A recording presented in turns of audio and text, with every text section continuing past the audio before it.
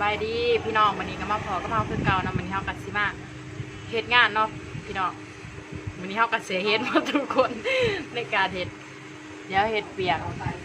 บ่มี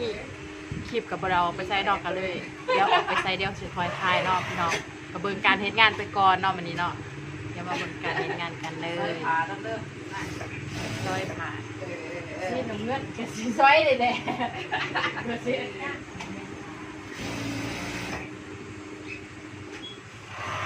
เดี๋ยวเบาหมองน้ำก่อนน้ำเจ๊เฮ็ดก็กลับปลูกพวงไปเก็บไปแบบนั้นว่าจะปลูกคนร้ายตามแล้วนอนฟังข่าว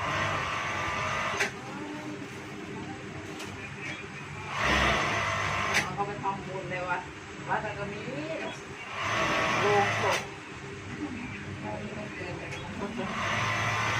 เป็นไรฝันเพราะว่าทำบุญแบบแกะปลา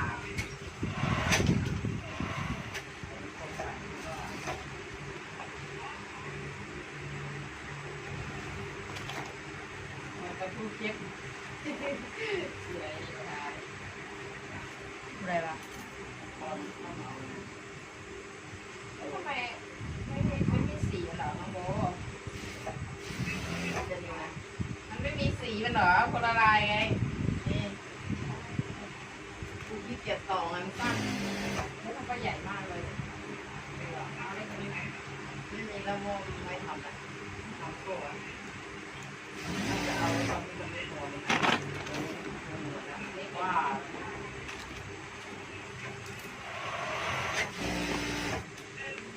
ใหญ่ปูยี่มีหยดโซ่ได้แล้วเนี่ยโอ้ยใหญ่อยู่เซวาเยิน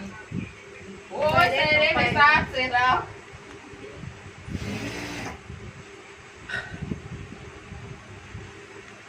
โอ้ผมแตกไป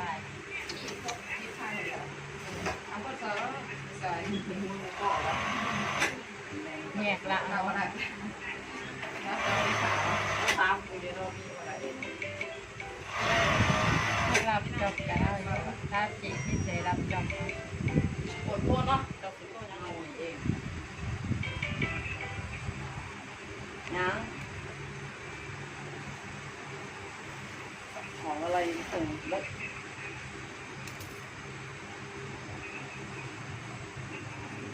ตามเจ้าก็บอกไว้ก่อนกินเขาเนาะคุณลังตลกขนาดคุณลังตลกขนาดล็อกเกอร์นี่ก็เปิดกระปุกเลยเหลืออยู่2 บาทน่ะจะให้ตังค์ฉันเมื่อไหร่วันหลังเมื่อวานเนี่ยข้าวตอนเย็นมันเหลือ300ทั้งวัน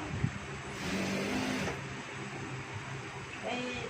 ของอะไรมาส่งหลังเท่าไหร่เอาแล้วเอาเงินจะถึงเหรอวันนั้นเราออกมาแล้วนะ500อ่ะ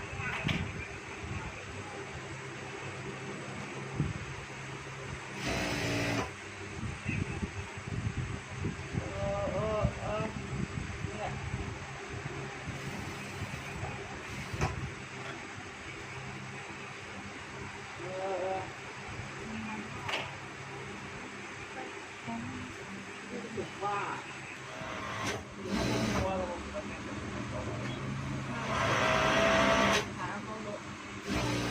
าคือเยอะพวกเยอะแยะบาทถึงเครื่องนี่อันแดงนี่สมองท้องผัดท้องหลายคนครับแมวกินน้ำแห้งให้สบายให้มาเอาเมื่อทั้งหมดเนาะแห้งใส่มาเอาใส่ถุงไว้แล้วแต่ว่าพอมันพอ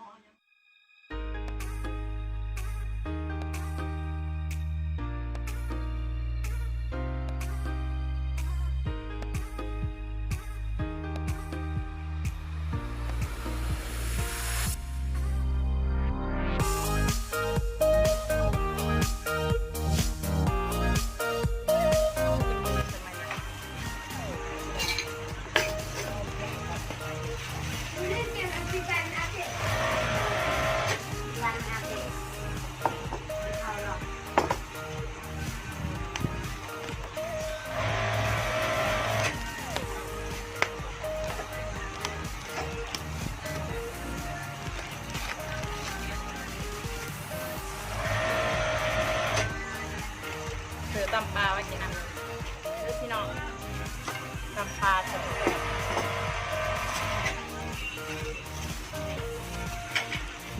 ก๋วยเตี๋ยว40 บาทก๋วยเตี๋ยวน้ำตกเลยไล่แห้งมาเบอร์เดียวเจ๊นะก็กินไหมเอามาแล้วนะ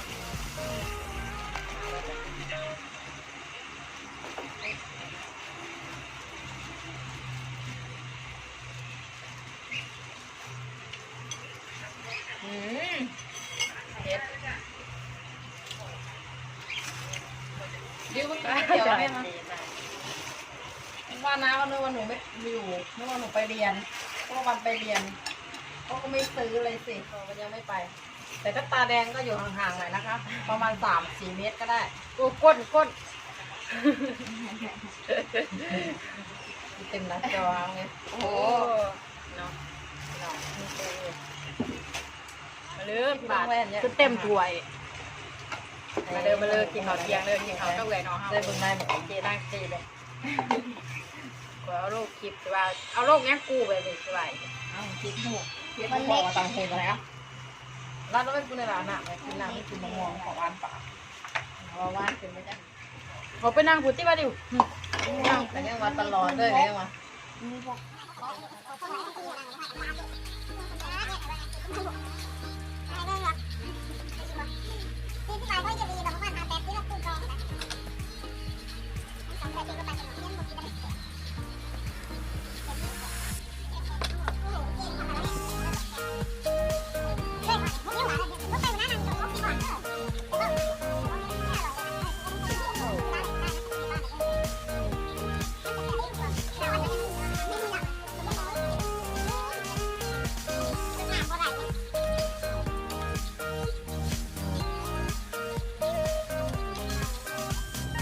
ตอนนี้เฮากะแล้วเนาะพี่น้องกินข้าวเนาะก็ได้เฮ็ดงานก่อนกินข้าวอีกเนาะแล้วก็กินข้าวแล้วเฮาก็สิไปเฮ็ดงานคือเก่าเนาะพี่น้องเนาะแล้วก็ไปเบิ่งเนาะโทษข้ออภัยกับเสียงหลังนำเด้อพี่น้องเพราะว่าอยู่ข้างเครื่องซักผ้านี่เนาะเดี๋ยวก็ไปเบิ่งอีกเนาะพี่น้องว่าสิเป็นจังได๋การเฮ็ดงานของเฮามื้อนี้เนาะเพราะว่าชีวิตประจำวันก็เฮ็ดงานแล้วก็นอนกินข้าวแล้วก็เฮ็ดเบียกแล้วก็นอนตื่นจังซี่แล้วนอนพี่น้องเฮาก็เลยออกไปไสเนาะเดี๋ยวก็คือเว้าอันใดเนาะเดี๋ยวเฮาก็ไปเบิ่งการเฮ็ดงานเฮาอีกเนาะว่าเสร็จยังอีกเนาะเพราะว่าชีวิตประจำวันก็ประมาณนี้เนาะพี่น้องเนาะเดี๋ยวไปเบิ่งกันเลย